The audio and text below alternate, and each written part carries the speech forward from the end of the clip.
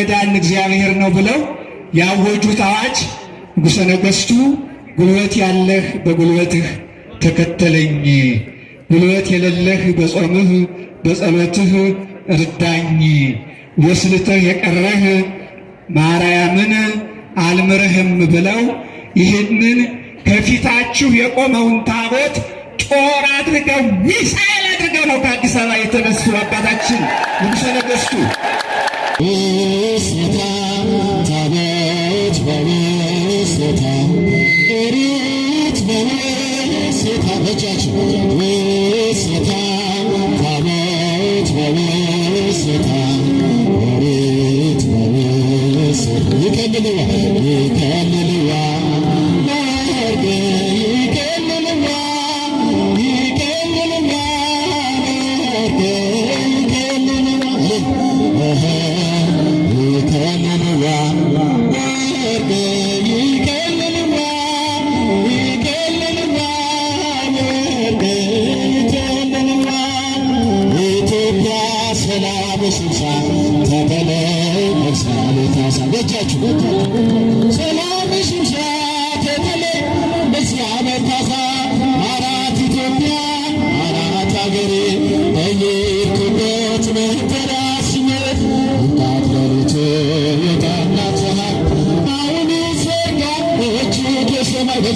ኢትዮጵያ ሰላም ይብዛ።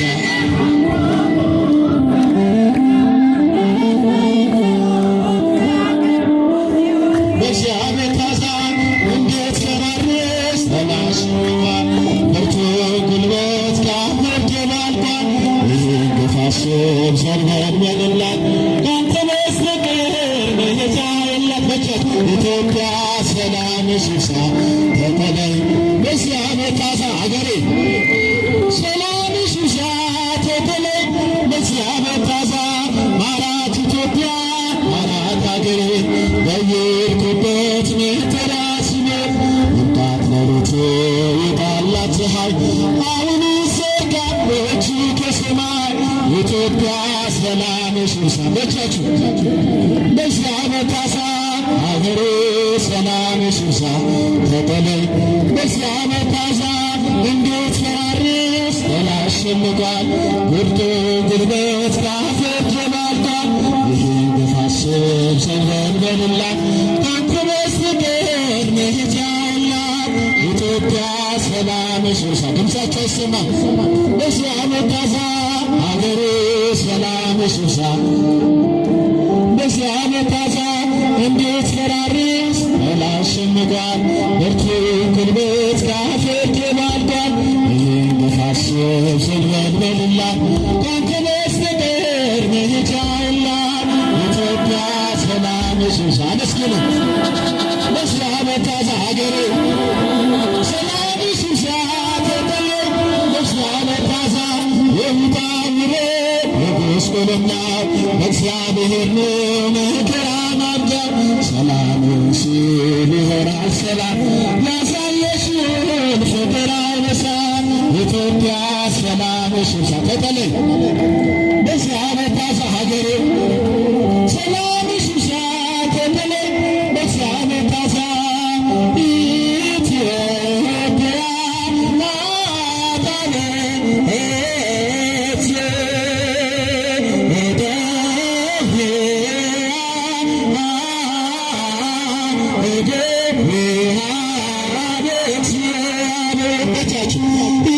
ኢትዮጵያ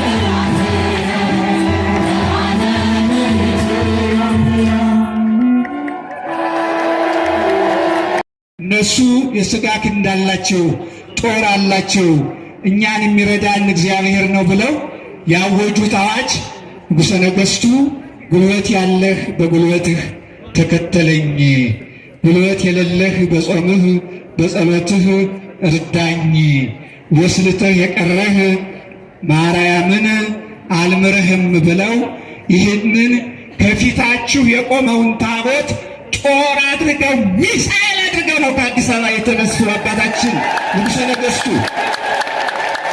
ይህንን ታቦቱን ይዘው ንጉሠ ነገሥቱ በጥቅምት ወር ከዚህ ከአዲስ አበባ በ1888 በጥቅምት ወር ተነስተው ተጉዘው በየቦታው ጦር እየከተተ ኢትዮጵያውያን በአንድነቱ ነው።